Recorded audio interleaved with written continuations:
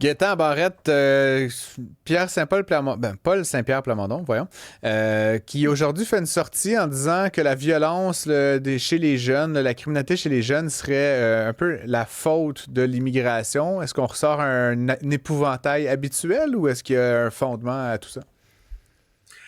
Alors, c'est sûr que Paul Saint-Pierre Plamondon, lorsqu'il aborde ce sujet-là, il marche sur une glace extrêmement mince. Je n'ai pas compris qu'il avait dit que c'était de la faute à l'immigration. J'ai compris, par contre, qu'il avait fait un lien avec un changement de la démographie, on va dire, de la criminalité. Et je pense que là-dessus, il n'y a pas tort. Puis là, je pèse mes mots, là, puis c'est bien important de les peser. Il ne faut pas penser que immigration égale criminalité. Ça ne veut pas dire que immigration, c'est mauvais.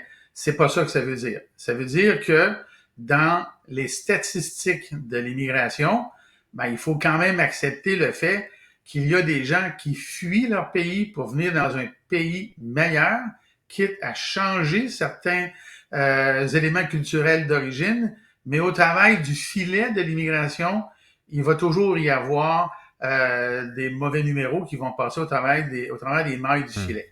Et de ces mauvais numéros-là, le comportement vis-à-vis de la criminalité est dans bien des cas très différent de ce que l'on voit classiquement dans une société tricotée serrée de jadis, qui est la société québécoise. Alors, à cet égard-là, PSPP a raison, mais il faut éviter de généraliser. D'ailleurs, quand tu parles aux immigrants, eux-mêmes, ils le dénoncent. Ils ne peuvent pas le dénoncer nécessairement aussi haut et fort que d'autres parce qu'ils sont dans leur communauté et on le comprend, Hmm. mais ils sont pas plus heureux que nous. Mais mon point ici, puis je pense que c'est le point de Paul Saint-Pierre Plamondon, y a-t-il un seuil de criminalité, un tabou ou des frontières qui sont différentes dans certaines communautés avec les mauvais numéros qui sont passés au travers des mailles du filet? Ben, la réponse, je pense, est oui à ça, malheureusement. Et c'est la raison pour laquelle, je pense, je n'ai pas parlé là, mais j'imagine que c'est la raison pour laquelle il dit au gouvernement, ben, mettez peut-être plus d'officiers en place, de mesures, parce que là, ça devient ici une question d'intégration, de capacité d'intégration et de capacité de combattre ce phénomène-là à la source. Mais, OK, fait que j'accepte tout ce que tu viens de dire. Je veux quand même, tu sais, si on fait une analyse rigoureuse de la criminalité, là, Ouais, puis je suis pas un criminaliste, mais les jeunes font plus de crimes que les vieux. Les hommes font plus de crimes que les femmes. ouais, Les pauvres font plus de crimes que les riches. Tu sais, il y a plein de facteurs. Les gens moins éduqués font plus de crimes que les gens plus éduqués. On peut dire bien des choses, mais le besoin que Paul Saint-Pierre Plamondon a aujourd'hui de sortir en disant parmi tous ces facteurs, genre les immigrants, genre il y a quelque chose qui me semble bassement électoraliste et à la limite un peu, on remue toujours cette même marmite là qui attise un peu, non, l'anti-immigration. Non, ouais. je voulais un peu, tu sais, c'est mon Bon, oui, ça, tu as sentiment tout à fait raison. après, ouais. C'est pas ça que j'ai dit d'entrée de jeu qui s'aventure sur une glace très mince parce que entre le fait de dire qu'il y a une distribution différente d'une certaine criminalité et de mettre tout le monde dans le même panier, disons que le pas est facile à franchir Hmm. et il est dangereux. Et c'est là que je pense que Paul Saint-Pierre Plamondon devrait faire très attention parce que la première réaction de n'importe qui lit l'article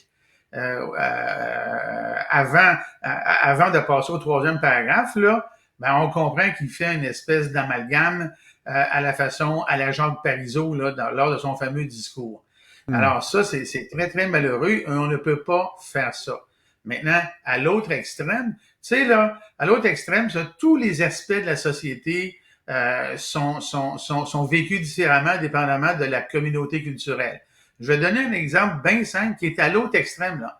On n'est pas dans la criminalité, là. On est dans les soins de santé. Je peux te dire que l'aide médicale à mourir dans les différentes communautés immigrantes, ce n'est pas bien reçu. C'est pas très, très utilisé.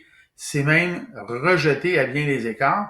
Alors que dans la communauté dite de souche, c'est là où c'est le plus répandu. D'ailleurs, quand tu regardes les statistiques, là, c'est vraiment là, spectaculaire. Tu pars des francophones de souche jusqu'aux communautés nouvellement arrivées, plus religieuses, puis tu passes là pas du simple au double, ça va baisser de 90%.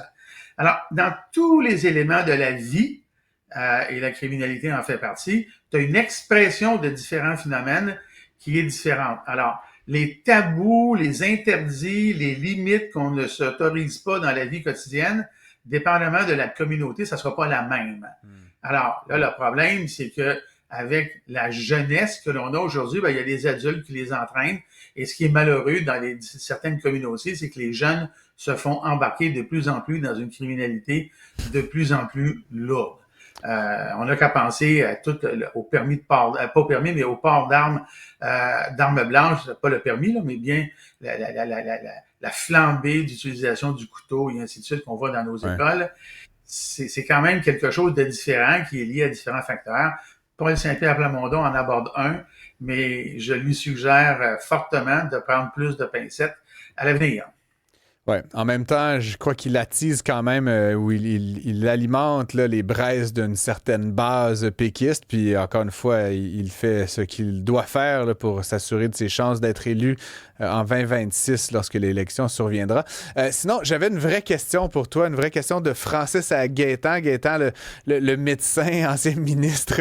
On a beaucoup parlé de la qualité de l'air à Montréal ces derniers temps. J'ai vu un classement, là, je pense que c'était jeudi de la semaine dernière, où Montréal était la ville où la qualité de l'air était la moins bonne sur la planète, là. Pire que Jakarta puis Mumbai. C'est quand même un peu hallucinant. Bon, tout ça vient en grande partie forcément des feux là, qui font rage dans l'ouest du Canada. Mais je voulais un peu savoir de ton point de vue, quelqu'un qui a assurément un avis peut-être scientifique là-dessus, est-ce qu'il faut vraiment s'inquiéter de ça? Est-ce que, tu sais, s'il y a des feux à chaque année là, pour les 50 prochaines années, est-ce que ça va venir finalement qu'à devenir un enjeu de santé publique pour les Québécois? Ou est-ce que, bon, une journée comme ci, une journée comme ça, c'est à la limite, on peut un peu s'en foutre? Alors là, c'est un peu particulier parce que là aussi, c'est un peu comme le sujet précédent, il y a des nuances à apporter. Alors, la nuance ici vient, elle vient de l'individu qui est concerné. Alors, la question que tu me poses pour la société en général. Je te répondrai à ce moment-là, pour un individu qui a des problèmes de santé sérieux, d'ordre respiratoire, cardiaque, ce genre de choses-là, ces moments-là sont dangereux pour eux. Ça, c'est très clair. Maintenant, pour la population en général, ben là, ça dépend de l'exposition et de la durée de l'exposition. Je m'explique.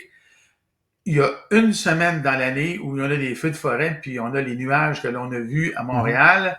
C'est pas ça qui va, toi, par exemple, à ton âge, et même à mon âge, qui vont entraîner nécessairement des changements physiques qui vont entraîner des conséquences irréversibles pour la santé. Par contre, quand on est dans une ville comme Jakarta, pour prendre l'exemple que tu donnais, ou certaines villes en Chine, ben ils sont là-dedans à journée longue, eux autres. Là. À l'année longue, ils ont des fluctuations, mais eux autres, les fluctuations vont de très mauvais à mauvais. Alors que nous, on va de normal là, à mauvais. C'est pas la même chose. Alors, là, il y a la nuance qui vient de la durée d'exposition dans le moment où ça arrive et le nombre de répétitions dans l'année.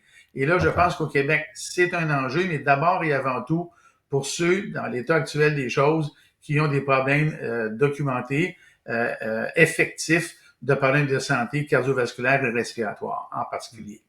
Très intéressant, Gaétan. Merci beaucoup. On se retrouve, je ne serai pas là demain, mais on se retrouve la semaine prochaine. Merci à toi. Non, la semaine prochaine, ça va être quelqu'un d'autre, apparemment. Ben oui, ben écoute, ça a été un plaisir d'abord d'échanger avec toi, puis on se retrouvera à d'autres tribunes, j'en ai pas aucun doute, Gaétan Barrette. Merci. Ouais. Bye bye.